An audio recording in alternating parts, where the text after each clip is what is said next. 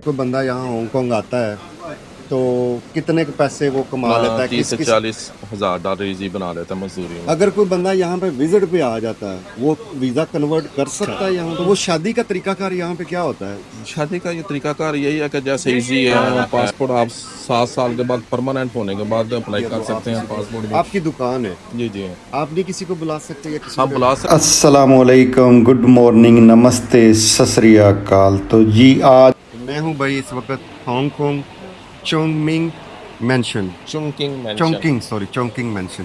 तो ये भाई साहब हैं पाकिस्तान से।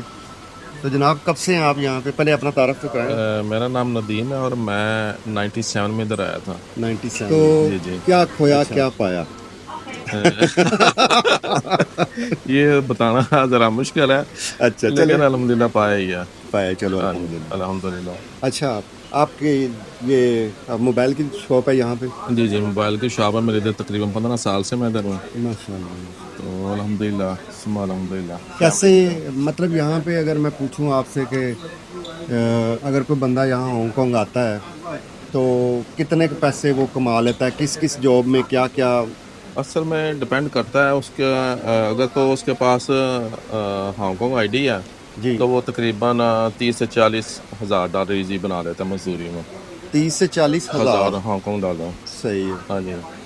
तो यार फिर मैं तो बड़ा गरीब बंदा हूँ भाई, तो मैं तो कल से 15 असल को में लेकर घूम रहा हूँ। अखराजात भी उसी तरह ही हैं। अच्छा अच्छा, अखराजात भी उसी तरह। अखराजात भी उसी तरह ही हैं। 30-40 हज़ार डॉलर मीन हाँ तकरीबन ये 10 समझ लें 5,000 यूएस डॉलर। ओके, मिलते हैं 5,000 5,000 यूएस। यूएस डॉलर बन जाता है। वेरी हाँ गुड, तकरीबन। Very good.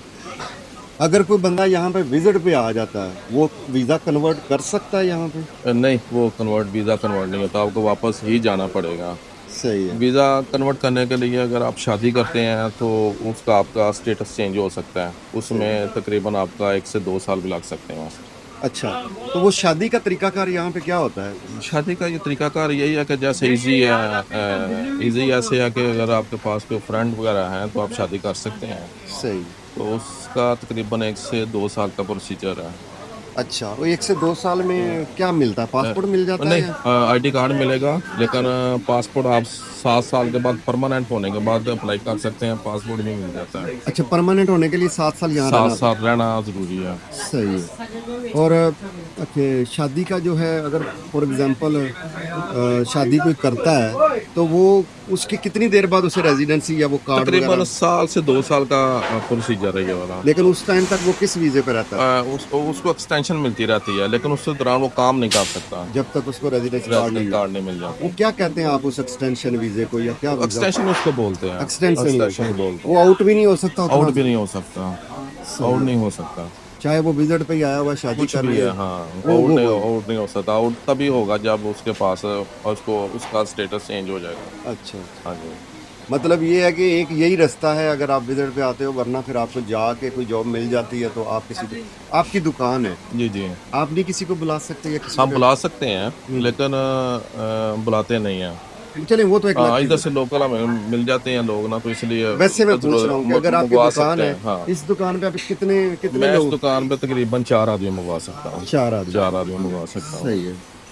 और चार एक एक आदमी के बुलाने पे आपका कितना खर्चा आ जाता है? तकरीबन एक आदमी तो बुलाने पे हमारा यही समझ लें तकरीबन हांगकांग डॉलर जो है वो 50,000 के करीब खर्चा आ जाता है।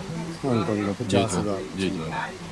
सही है। तो वो 50,000 में, अच्छा फिर जिसको आप वीज़ा इशू करते हैं वो आ जाता है उसको हाँ, या आ जगह जाएगा, पे? आ जाएगा। असल में उसका अगर मैंने वीज़ा इशू किया ना तो वो मेरे पास ही काम करेगा। सेम दुबई वाला हाँ, सिस्टम। वही है वो कितनी कहीं देर वो आपके पास काम करके आपको छोड़ सकता है? उसका जब तक परमानेंट ना हो, 7 साल का ना हो, हमें छोड़ के हाँ, नहीं जा सकता। 7 साल के बाद उसकी मर्जी है, वो इधर काम करे या कहीं और काम करे। सही है, हाँ सही जी, है। मतलब 7 साल के लिए वो आपका है? 7 साल के लिए हमारे पास ही रहेगा वो। सही है, सही है। आप जब यहाँ से वीज़ा इशू करते हैं वो क्या पेपर होता है, क्या होता है वो, कोई वो या वो सारे डॉक्यूमेंट्स सबमिट करते पड़ते हैं ना, अपने भी और नहीं उसके भी। आपने यहाँ से अप्रूवल ले ली, वीज़ा जी जी निकल जी। आया, राइट? फिर वो दुबई में क्या होता है कि हम एक कॉपी पेपर भेज देते हैं, वो बस पेपर ही होता है, वो पेपर वहाँ पेपर होता है। कॉन्सुलेट नहीं जाना, कोई मेडिकल कुछ कोई नहीं करना, कुछ नहीं, कुछ नहीं करना। वो पेपर वो पकड़ेगा, पेपर टिकट लेगा और हट सीधा इधर। सीधा वो सेम प्रोसीजर आप कह सकते सही हैं सही कि वो सही दुबई वाला ही सही है, सही। ई वीज़ा मिल जाएगा उसको। जी जी जी, हाँ, वीज़ा एंट्री परमिट ही कह लें आप ऐसे ही उसको, ऐसे ही क्योंकि सारा कुछ यहीं आके होना ऐसे होता ही है। ऐसे। सही है। तो ये सेम ही सिस्टम है भाई दुबई का। अगर कोई क्वेश्चन है तो कमेंट्स बॉक्स में बताइएगा, किसी और से मौका मिलेगा तो पूछ लेंगे। इंशाल्लाह ठीक है जी। इंशाल्लाह। तो भाई साहब का बहुत बहुत शुक्रिया। आपकी फैमिली भी यहीं पे ही ये होगी? सारे यही हैं, सारे हाँ, यहीं? सब फैमिली इधर ही है। 1997 से। जी जी। ये भाई साहब भी मेरे शहर के हैं, गुजरांवाला से। तो बड़ी अपनाइयत होती है जब कोई अपना बंदा मिलता है, क्यों जी? ऐसे ही है, कोई शक नहीं। अपने शहर की फिर कशिश ऐसे तो ही है। होती है ना। अपना मुल्क है वो एक अलग बात है, लेकिन शहर की एक खास बात होती है। No doubt. बाकी जी शुक्रिया जनाब, आपने मेहरबानी, टाइम दिया, इंशाल्लाह फिर इन्फॉर्मेशन मुलाकात है। बताई नहीं, हमें। नहीं, कोई बात नहीं। जज़ाकल्लाह। ओके चलो जी, मिलते हैं फिर किसी और के साथ। इंशाल्लाह।